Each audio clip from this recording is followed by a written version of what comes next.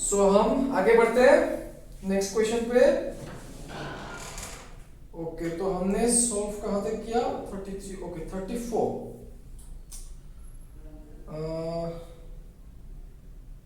Okay 34 if the perimeter of a circle is half to that of a square okay perimeter of a circle is half to that of a square then the ratio of the okay ये करते हैं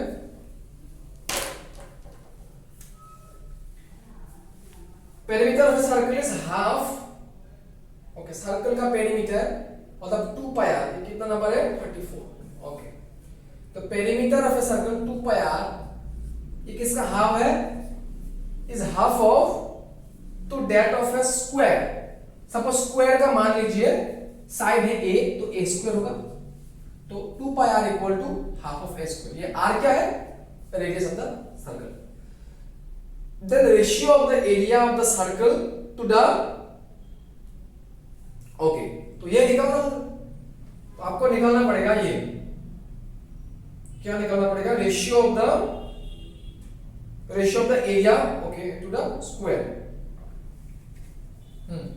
oh sorry ये तो 4a होगा ये perimeter है ये भी पेरीमीटर है तो आपको निकालना है pi r square by a square ये निकालना है आपको ओके ये निकालना है सो इसका ये सर्कल का एरिया और स्क्वायर का एरिया का रेशियो ये निकालना है ओके तो इस इंफॉर्मेशन से जो गिवन है ये क्या आएगा यहां से ये तो ये आएगा है ना तो 2 pi r equal to 2a है ना 2 कैंसिल तो ये आएगा pi r equal to a okay pi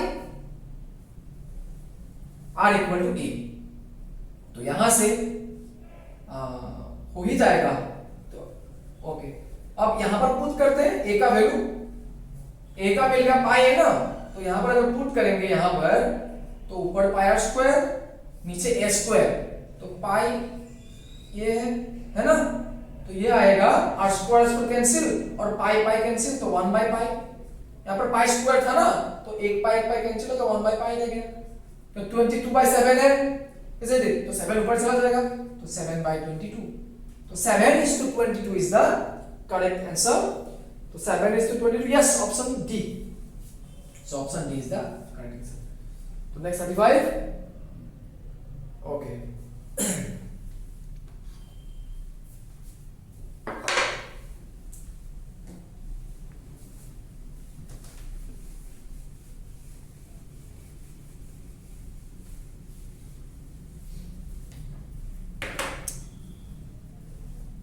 a dice is rolled twice दो बार रोल किया है the probability that 5 will not come up either time okay 5 को नहीं आने का प्रोबेबिलिटी ओके अगर 5 कम से कम एक भी आ जाएगा तो कैसा होगा वो रिजल्ट दो बार रूल को थ्रो किया है तो ऐसा हो सकता है फर्स्ट में 1 सेकंड में 5 2 5 आ सकता है ना 3 5 आ सकता है 4 5 आ सकता है 5 5 आ सकता है या फिर 5 6 आ सकता है ना कम से कम एक बार 5 आने का ये रिजल्ट है ना और क्या हो सकता है 5 1 भी हो सकता है 5 2 भी हो सकता है ना 5 3 भी हो सकता है 5 4 भी हो सकता है ये 5 5 दो बार नहीं लिखने का जरूरत नहीं है देन ओ ये तो 6 5 है ये 6 5 है ना हाँ तो ये 5 6 भी हो सकता है तो हाउ मेनी 1 2 3 4 5 6 7 8 9 10 11 तो इस 11th रिजल्ट्स क्या है जहां पर कम से कम एक बार 5 आते हैं okay occurs at least 1 5 but question में दिया हुआ है नहीं आने का प्रोबेबिलिटी तो मतलब टोटल से इसको माइनस करना पड़ेगा टोटल कितना है 36 सो टोटल है 36 और यहां क्या है 11 है ना 11 हाँ ऊपर 6 और नीचे 5 हाँ 11 तो ये कितना होगा 25 इज इट 25? तो प्रोबेबिलिटी होगा कितना 25/36 है क्या? Yes, option D, option D is the correct option, है ना? तो ऐसे करेंगे। ओके,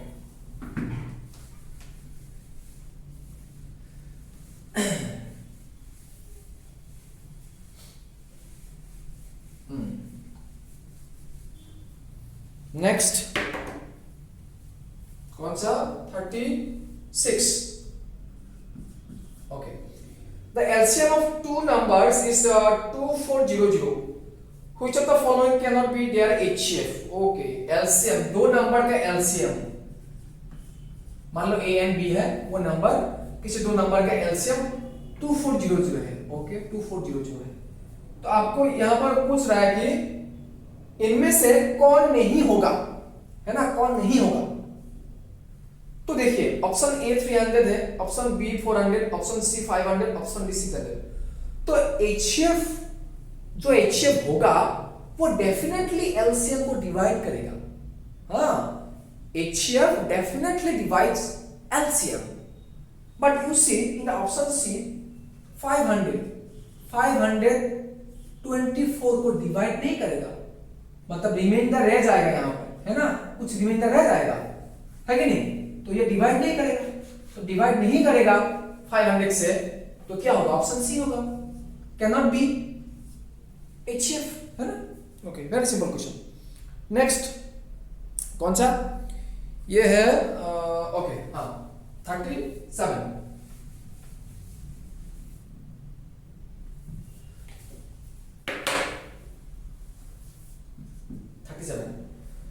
पीए, अच्छा फिगर को ड्रॉ करते हैं पहले।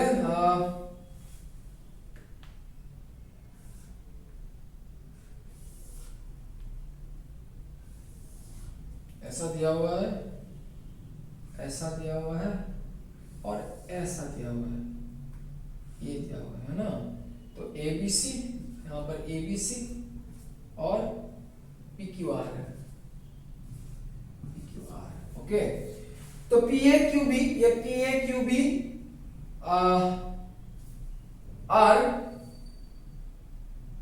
पीए QB are each perpendicular to AC. Okay, perpendicular to AC, ये परपेंडिकुलर है। Okay, AC.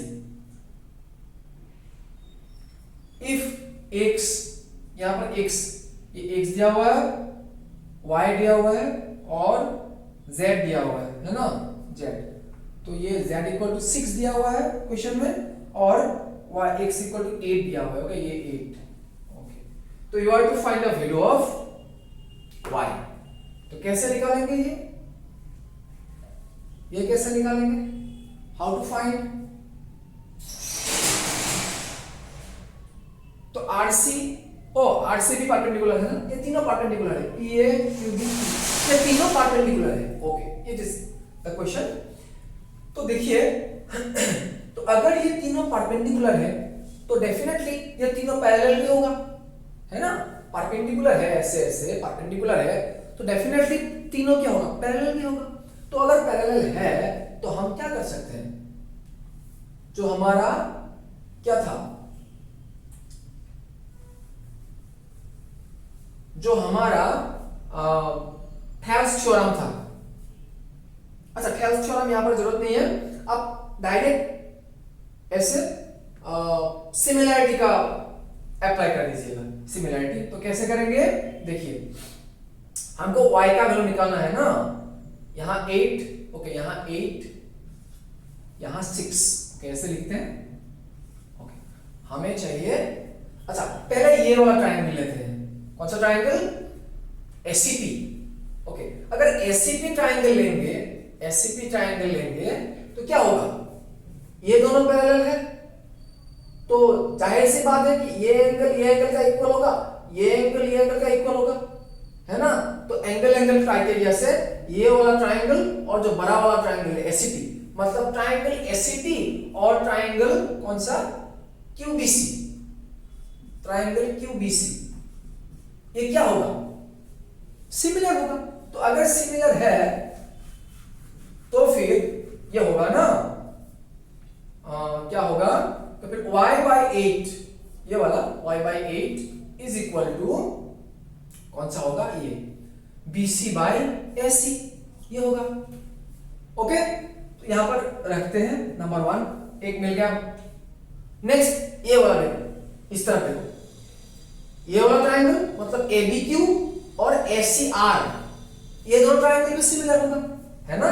ये ABC छोटा ट्रायंगल, सॉरी ABQ, ये वाला ABQ, ये वाला ट्रायंगल, और ACR, ये वाला ट्रायंगल, बड़ा वाला ट्रायंगल, दोनों सिमिलर होगा लाइक द प्रीवियस केस, है ना। तो यहां से क्या आएगा, y/6, y/6 is equal to, इसमें क्या लिखेंगे, AB/AC, AB/AC, ये लिखेंगे, है ना, यहां पर ये लिखेंगे। लेकिन अब देखो, यहां ये दोनों तो अलग अलग है, राइट साइड राइट अलग अलग, ये भी अलग अलग, तो इन दोनों को हम कंपेयर नहीं कर सकते, है ना। तो हमें क्या करना पड़ेगा, हमें राइट साइड इक्वल बनाना पड़ेगा। तो कैसे बनाएंगे इक्वल, एनी आइडिया। तो यहां हम क्या करेंगे, दोनों तरफ, ओके, यहां पर BC है, यहां पर AB है, इसको हम कन्वर्ट करेंगे AB को BC तक। तो कैसे, AB को BC तक कन्वर्ट करेंगे तो AC माइनस BC नहीं होगा, होगा ना, ये क्या AC, है ना। ये AB equal to AC minus BC है ना, ये पूरा AC और ये माइनस BC। अच्छा, तो यहां लिखेंगे 1 माइनस BC/AC, है ना।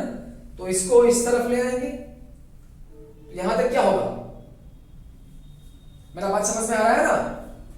तो इनमें से हम लिखेंगे, देखो यहां देखो, तो यहां से क्या मिलेगा आपको, यहां से मिलेगा, इसको इस तरफ ले जाओ, इसको इस तरफ ले जाओ, तो 1 minus y/6 equal to BC/AC, ये मिलेगा।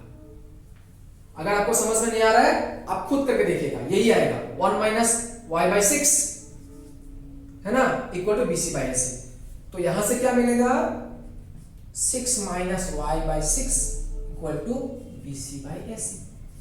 तो ये नंबर 3 प्रॉपर्ली क्या है, मैंने, आप लोग नहीं भी कर सकते प्रॉपर्ली, ओके, फटाफट आ जाएगा ये।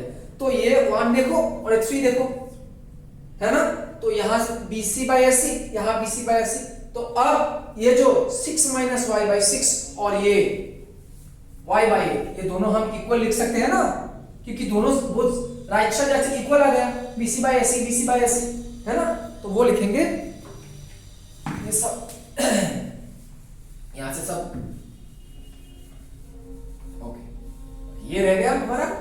तो फटाफट ये आ जाएगा, y/8 is equal to 6 minus y/6। तो आप ये कर दो, जो है क्रॉस मल्टीप्लाई, ये होगा, ये 48 होगा, ये 8 होगा, है ना। तो यहां ये आएगा कौन सा, 14y, ओके, 48। तो y का वैल्यू आएगा 24/7, 24/7 है क्या, यस, ऑप्शन डी 24/7, है ना। तो थोड़ा सा क्रिटिकली दिया हुआ है, इतना भी टफ नहीं है एक्चुअली, ओके।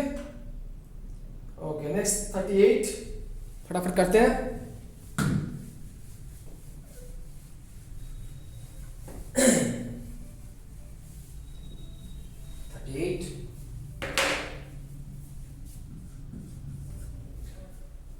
क्या दिया हुआ है, angle A x degree, angle B angle दिया हुआ है, सब कुछ। ये एंगल x से x है, b है 3x माइनस 2 और c है कौन सा, y। ये दिया हुआ है, आपको निकालना है sum of the greatest and smallest, okay. तो आपको x और y का वैल्यू निकालना पड़ेगा। Without finding the value of x और y you can not find the sum, है ना। तो आपका काम होगा x और y वैल्यू को निकालना, ओके। अच्छा, तो फटाफट करते हैं।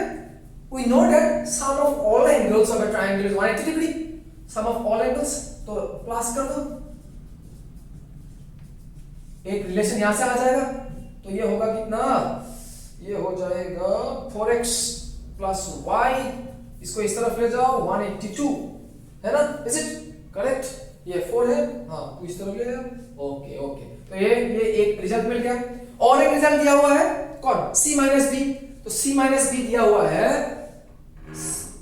c minus B equal to 9, तो c क्या है, y है, और b क्या है 3x माइनस 2 है, इक्वल टू 9 दिया हुआ है, तो यहां से आएगा आपका minus 3x plus y plus 2 equal to 9 है ना, तो इस तरफ ले जाओ 9 माइनस 2 7, ये दोनों आ गया।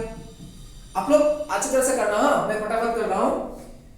तो ये अगर ये दोनों सॉल्व करेंगे तो कितना मिलेगा, देखो डायरेक्ट माइनस कर दो, है ना, इससे इसको माइनस कर दो 1 माइनस 2, तो ये 4 माइनस माइनस 3 है ना, कितना आएगा 7, तो 7x y तो खत्म ही हो गया, और यहां से कितना आएगा 182 माइनस 7 कितना आएगा 175 आएगा ना, है ना, तो 7 से अगर आप डिवाइड करेंगे तो कितना मिलेगा, यहां से 2 और क्या 5, इज इट, ये हो जाएगा 25, तो x का वैल्यू 25, y का वैल्यू कितना आएगा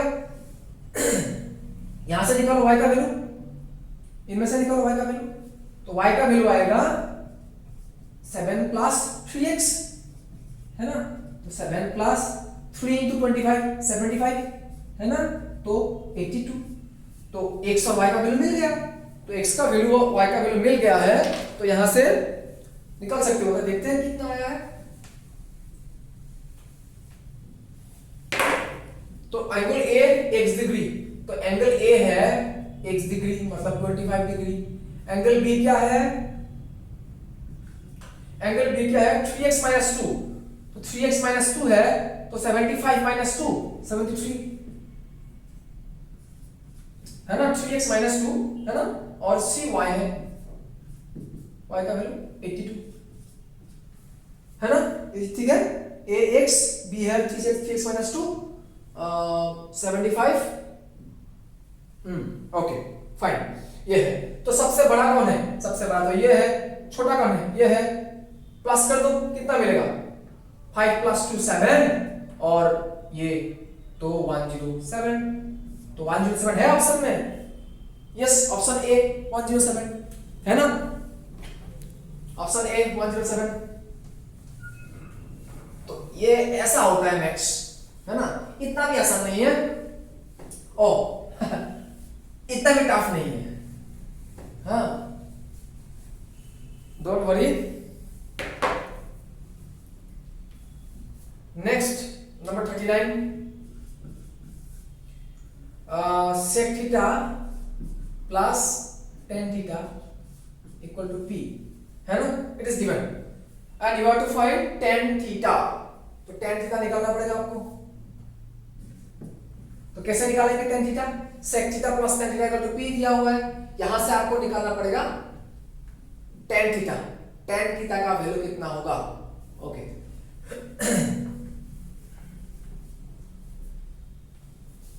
अच्छा tan थीटा का वैल्यू, अच्छा हम जानते हैं कि sec square theta minus tan square theta equal to 1,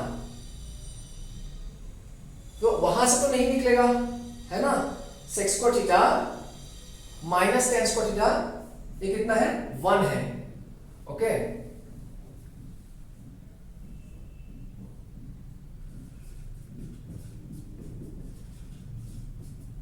ये 1 है ना, ये जानते हैं ना आप लोग, अच्छा हमें चाहिए क्या tan थीटा का वैल्यू चाहिए ना, ओके तो यहां से sec थीटा ये स्क्वायर माइनस बी फॉर्म में है, तो यहां से tan theta sec theta minus tan theta equal to 1 है ना, और ये जानते हैं क्या दिया हुआ है p दिया हुआ है, तो sec theta minus tan theta इसका जो वैल्यू आएगा, या ये p है तो p नीचे चला जाएगा, यहां पर डिवाइड हो गए तो 1/p है ना, ये आएगा, तो ये दो रिजल्ट मिल गया, ये नंबर 1 ये नंबर 2, है ना। हमें चाहिए क्या, tan थीटा। तो क्या करना पड़ेगा, दोनों को प्लस या माइनस, हमें सेक को एलिमिनेट करना पड़ेगा ना, इसको हटाना पड़ेगा सेक को, तो अभी तो tan बचेगा ना, तो उसको एलिमिनेट करने के लिए हमें क्या करना पड़ेगा, 1 माइनस 2 करना पड़ेगा, इज इट। तो 1 माइनस 2 करेंगे तो ये एलिमिनेट हो जाएगा, ये माइनस माइनस प्लस आ जाएगा, तो 2 tan थीटा। अगर 1 माइनस 2 करोगे तो ये आ जाएगा, है ना, 2 tan थीटा, और ये आ जाएगा p माइनस 1/p, है ना। तो यहां से क्या आएगा, p स्क्वायर बाय p आएगा, इज इट, है ना। और इसको इस तरफ ले आओ, ये 2, तो ये बन जाएगा, है ना। तो अल्टीमेटली रिजल्ट ये बन गया हमारा, tan थीटा इक्वल ये बन गया, p स्क्वायर माइनस 1/2p है क्या, p square minus 1/2p, yes, option B, है ना। Next number 40। आई थिंक ये इतना टफ नहीं आप लोगों को, है ना, थोड़ा बहुत आपको ऑब्जर्वेशन की जरूरत है कि क्या हम यूज करेंगे, ओके।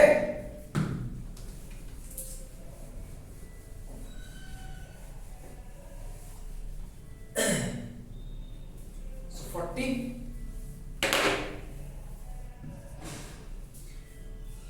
हाँ, ये क्या दिया हुआ है, the base of an base BC of an equilateral triangle ABC lies on y axis, okay, the coordinates of C are 0, -3, okay, C का तो ये है, if the origin is the midpoint of the base BC, अच्छा origin midpoint है, okay, ये मान लो origin ये BC का midpoint है, तो मान लो ये BC ये C,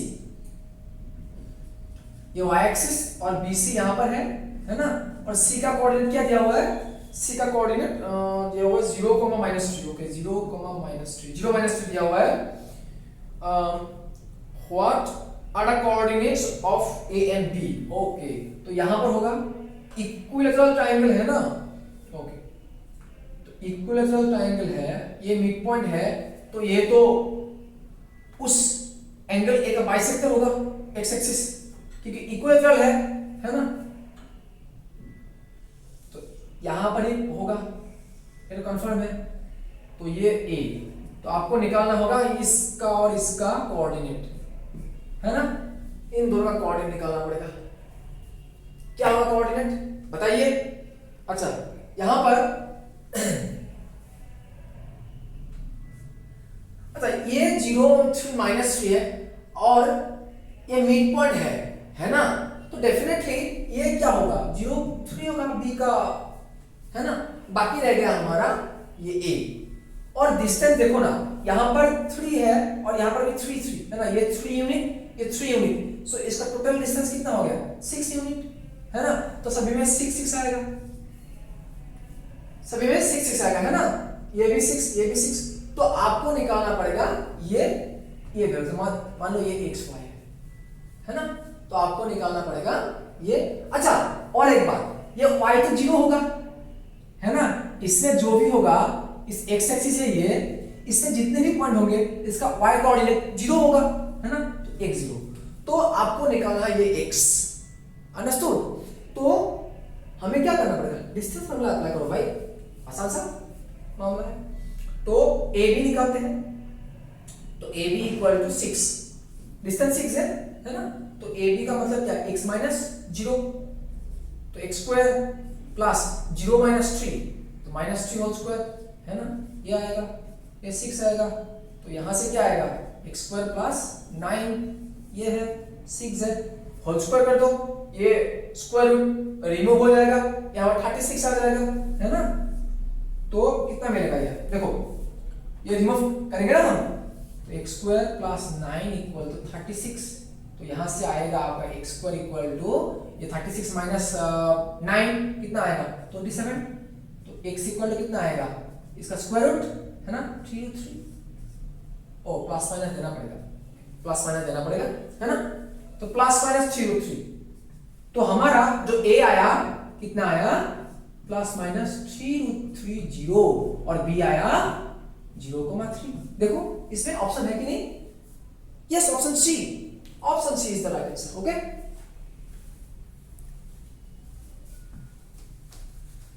अच्छा, तो section A and section B we have covered, Now come to the last section, that is the case study part. Okay, this contains 10 questions. So 2 case study दिया हुआ है, case study 1 and 2. So देखते हैं क्या है case studies. अच्छा, a bookstore shopkeeper gives books on rent for reading. Okay, he has variety of books in his store related to fiction, stories and quizzes, etc. He takes a fixed charge for the first 2 days and an additional charge for the subsequent days. Okay, Amruta paid क्या है ₹22 for a book and kept for 6 days, while Radhika paid 16 for keeping the book for 4 days. Okay, Amrita हम ए मान लेते हैं, ये case study 1 question number 41. Okay, Amrita कितना दिन 22 rupees 22 और कितना दिन 6 डेज. ओके, 6 डेज ये क्वेश्चन है, 6 डेज. ओके, और राधिका, इज इट राधिका?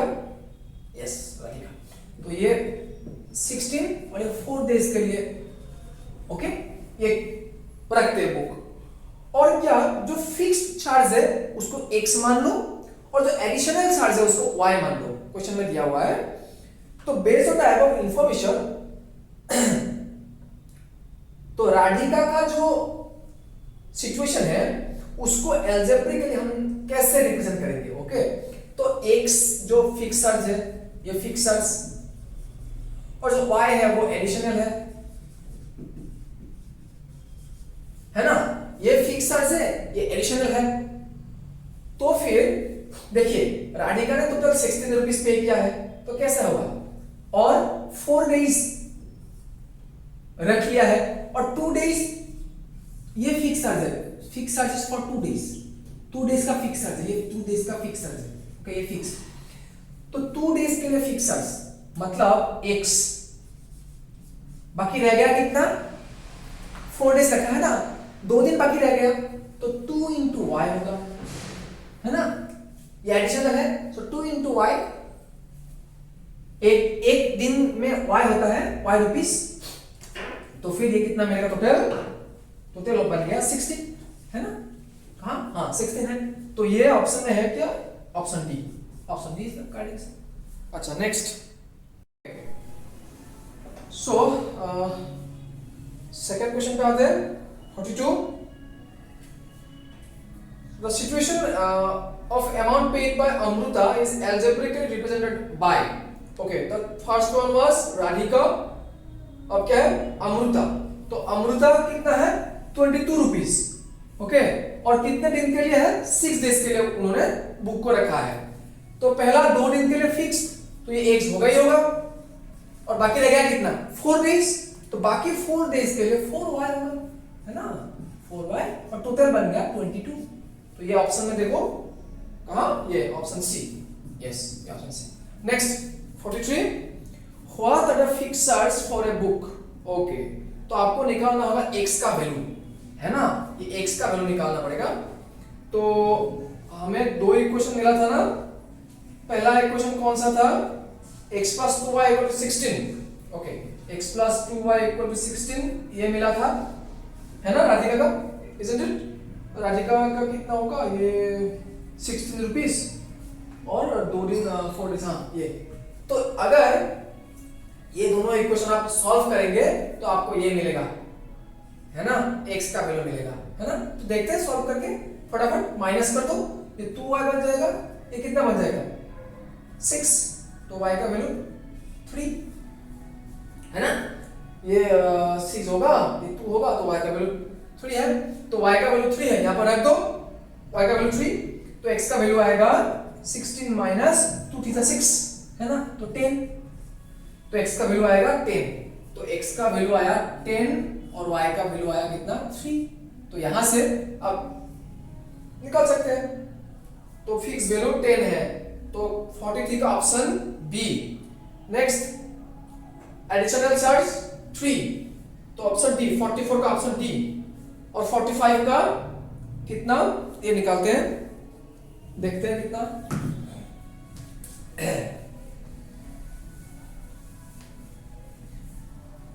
यहां देखते हैं what is the total amount paid by both, है ना, if both of them kept the book for 2 days मोर। अच्छा 2 more days। तो अमृता ने रखा 8 days के लिए और राधिका ने रखा 6 days के लिए, है ना, 2 more days दोनों ने। तो पूछ रहा है दोनों मिलकर कितना पैसा देगा। Okay, is the question. तो फिर अच्छा पहला 2 दिन के लिए तो ऐसा होगा 10 रुपीज 10 प्लस, ये मैं अमृता के लिए बोल रहा हूं। ओके, और बाकी रहेगा कितना 6 days, है ना। तो 6 days के लिए कितना 6 थी 18, तो टोटल आएगा 28। ये अमृता हो गया, है ना। ये वाई क्या था, एडिशनल चार्ज 3 रुपए का, 3 रुपीज का एडिशनल चार्ज। और 6 days के लिए क्योंकि यहां से 2 दिन चला गया, बाकी 6 days रह गया ना, तो उस 6 days के लिए 18 रुपीज हो गया ये। तो टोटल मिला के 28 रुपीज, ये हो गया अमृता। सिमिलरली राधिका 2 दिन के लिए तो 10 रुपीज होगा ही होगा, बाकी रह गया 4 days, यहां से 6 से 4 days, तो 4 से 12 कितना होगा ये टोटल 50 रुपीज। सो 50 रुपीज टोटल। ऑप्शन में है क्या 50 रुपीज? Yes, option D. और नहीं, option C, option C. Okay, तो आपको आई थिंक समझ में आ गया है। तो नेक्स्ट चलते हैं केस 32।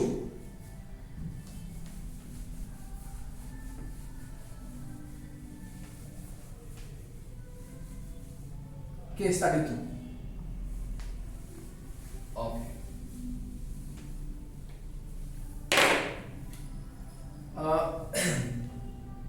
ओके, ये एक लैंड है, हाँ, इस तक से दिया हुआ है लैंड, ट्रेपेजियम के फॉर्म में दिया हुआ है, इस तक से दिया हुआ है लैंड, है ना। यहां से 5 सेंटीमीटर, यहां से 10 सेंटीमीटर, मतलब 5 सेंटीमीटर लैंड नहीं है, यहाँ 1 सेंटीमीटर का मतलब 20 मीटर है।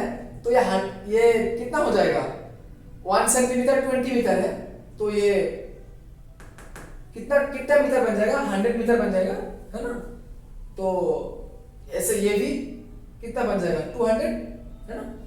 ओके, तो ये मतलब छोटा करके दिया हुआ है लैंड। ओके, तो यहां से क्या पूछ रहा है, बेस्ड ऑन, ओके, नाम भी, नेमिंग भी क्या है क्वेश्चन में, ABCD, ऐसे नेमिंग भी क्या है, और ये ओ दिया हुआ है। ओके, ऐसे नेमिंग भी क्या है।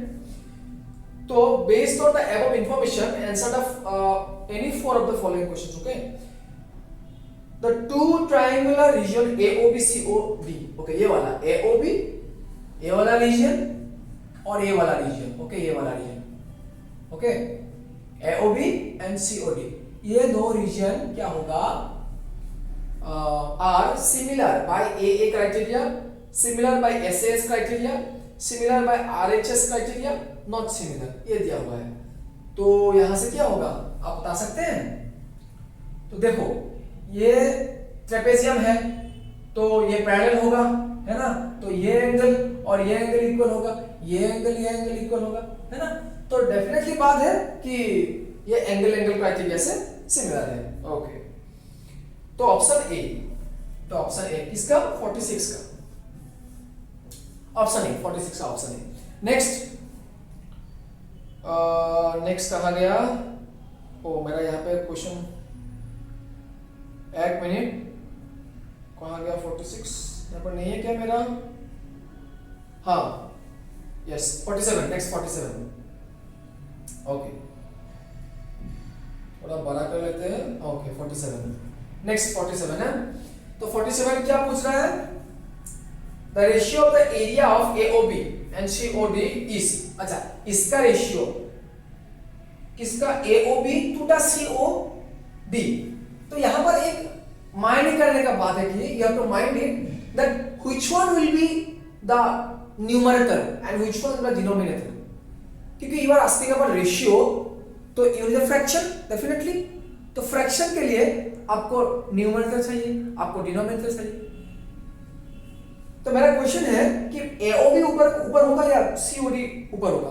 तो यहां पर जो दिया हुआ है ना ratio of the triangle AOB to COD, तो डेफिनेटली ये होगा, ऐसा होगा। इसको ऊपर मत लिखिएगा, ओके, ये एरिया, ये एरिया, ओके, ये पूछ रहे हैं। तो हम जानते ही है कि अगर ये दोनों सिमिलर है तो सिमिलर ट्राइंगल का प्रॉपर्टी क्या है, ये था A B square by C D square, ये था, है ना, साइड का रेशियो का कितना स्क्वायर, है ना, या फिर साइड का स्क्वायर का रेशियो, ऐसा ही बोलते हैं। तो ए बी का वैल्यू 5 है, 5 5 25, और इसका वैल्यू 10 है, 10 10 100, तो 1/4, तो 1:4 इज द आंसर। ऑप्शन में है किस, ऑप्शन बी, तो option B is the correct answer, है ना, okay okay, very simple question. Next क्या है 48, नेक्स्ट 48,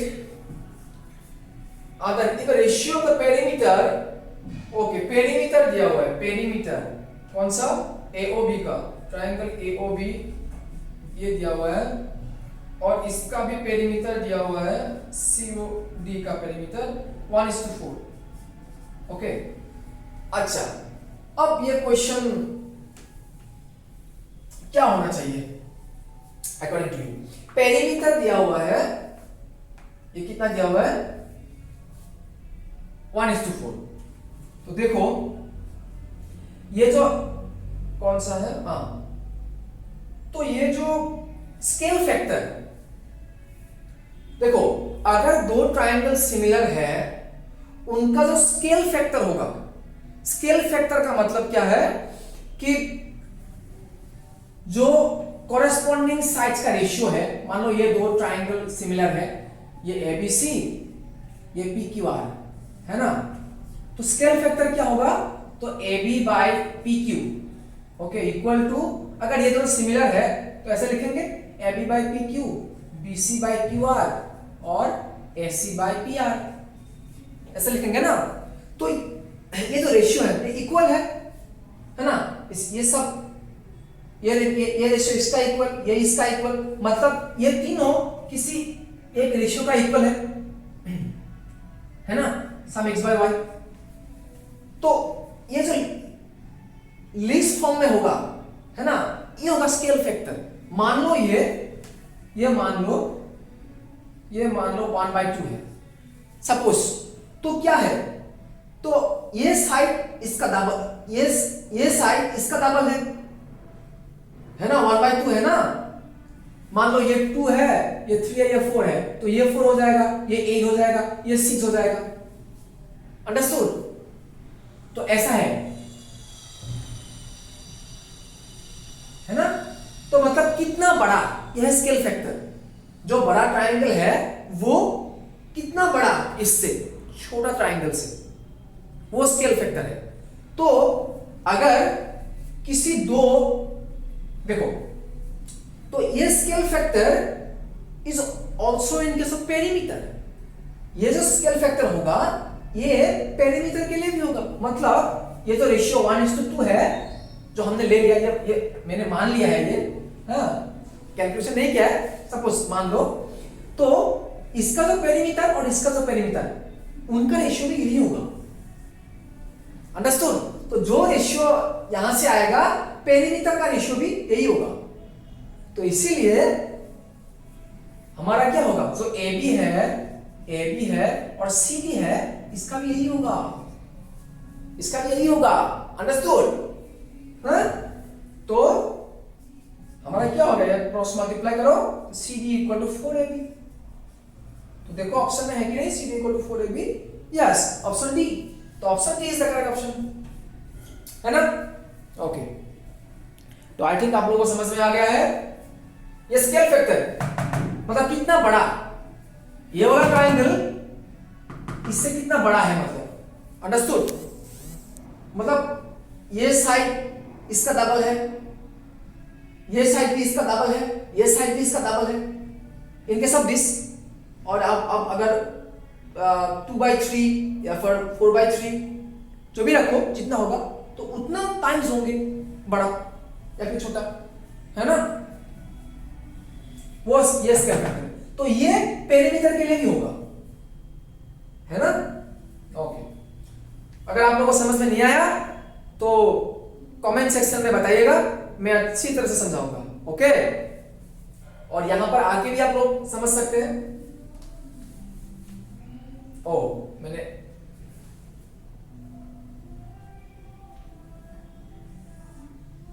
एक minute,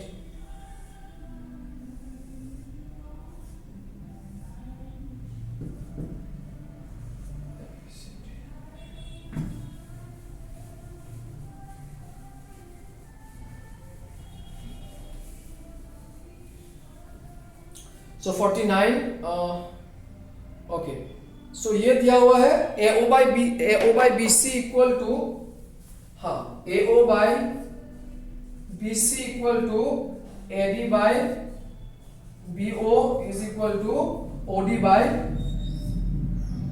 OC। Okay, OD by OC, तो ये है, देखो, तो अब ये दो, ये दो ट्रायंगल ले रहा है, ये दो ट्रायंगल, ओके, ये दो ट्रायंगल ले रहा है। तो यहां देखो AO का कॉरेस्पॉन्डिंग BC है, AD का कॉरेस्पॉन्डिंग BO है। तो AO, यहां पर AO लिखो और यहां BC लिखो, है ना? AO का कॉरेस्पॉन्डिंग BC है, तो ऑप्शन में देखो कहां पर AO का कॉरेस्पॉन्डिंग BC है, तो देखो ना, ऑप्शन डी में देखो AOD यहां पर है और ऑप्शन ये O में है, तो ये होगा, है ना? क्योंकि ये वाला देखो AOB किसका है? BC का है। AD किसका है? BO का है। ये AD, ये BO, है ना?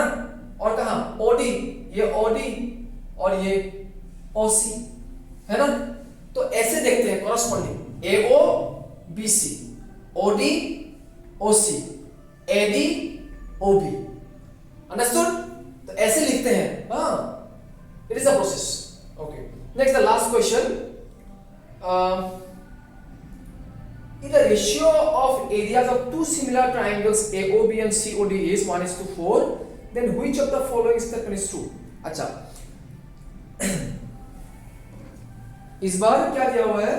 AOB and CO, the last question of the paper,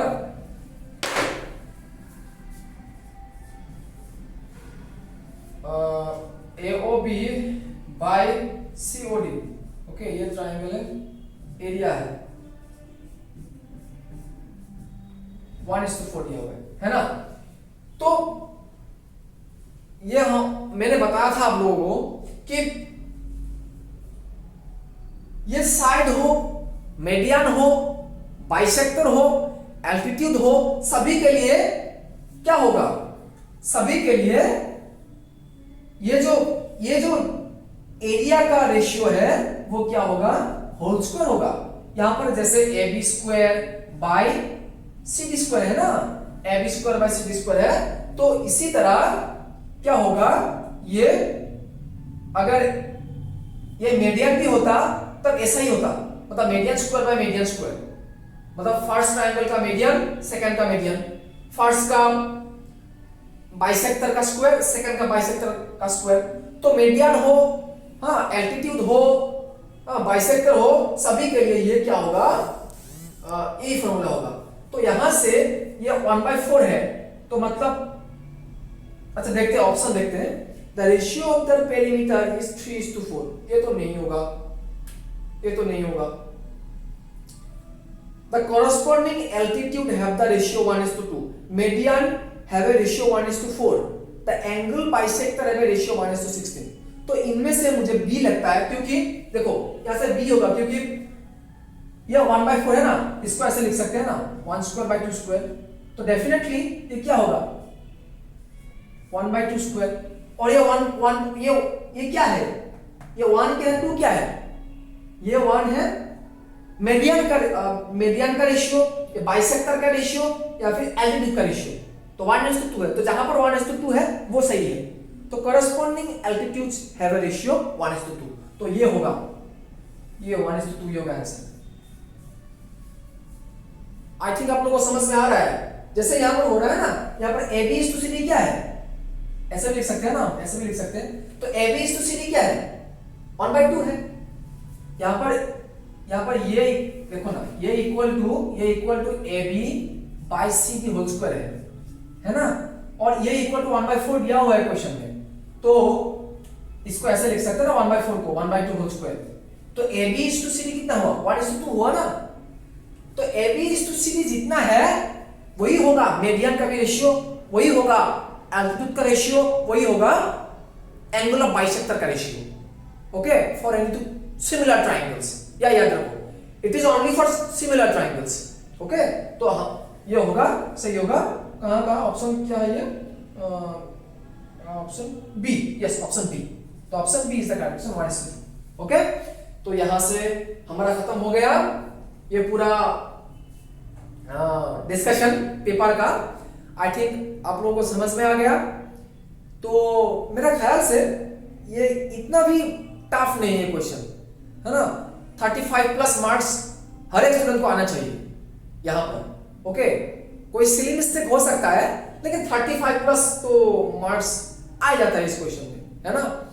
तो उम्मीद करता हूं सभी का एग्जाम अच्छे गए हो, और अगर यू आर नॉट सेटिस्फाइड, कभी कभी होता है एग्जाम की बात है, हो जाता है कभी कभी, तो डोंट वरी, आपके पास अभी भी टाइम है, अभी भी आप रिवाइव कर सकते हैं, है ना। हमारे पास टर्म 2 है, तो टर्म 2 के लिए आज ही से today itself okay preparation start कर दीजिएगा। ओके, तो हम यहां पर भी डिस्कस करेंगे अच्छी तरह से, और कोई समझ में नहीं है आप लोगों को प्लीज कमेंट और चैनल को लाइक कर दीजिएगा, मुझे भी अच्छा लगेगा। ओके, कि ये मान चलो कि मेरा कुछ ये जो मेरा बनाया है कोई तो देख रहा है ना। तो ठीक है, तो थैंक यू, और please if you are not downloading the paper तो लिंक दे दिया है, तो डिस्क्रिप्शन में लिंक दिया हुआ है, उसमें से आप लोग डाउनलोड कर लीजिएगा if you don't have the paper. Okay, अगर पेपर है तो कोई प्रॉब्लम नहीं। तो थैंक यू, तो फिर मिलेंगे एक नए वीडियो के साथ। Thank you.